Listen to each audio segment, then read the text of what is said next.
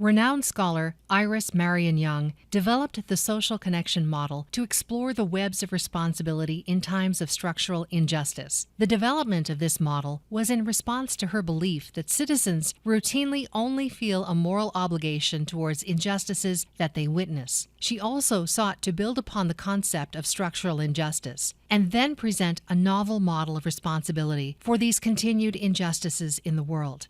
This model was her answer to two major questions: who is responsible and how can I make a difference? There are 5 main features of Dr. Young's social connection model. It is not isolating. Rather than isolating individual actors to be held liable, all people connected are responsible. Recall the cosmopolitan utilitarian model of obligation for justice and the various roles we play as consumers, citizens, and employees, and how those roles implicate us in a larger web of connections. It would be near impossible to isolate a single stakeholder in cases of structural injustice. Judging background conditions. There is no stable normal from which the injustice deviates, but there may be injustice in the structure itself. As with individual privilege, interrogating structures can be a difficult task, as the norms are so tightly interwoven with our understanding of the world that it may be impossible to step far enough back to examine them. One example is the structure of capitalism. Can we truly conceive of a world outside of capitalism? What structure exists in North American society that is not fundamentally influenced by the capitalist mode of exploitation and oppression? More forward-looking than backward.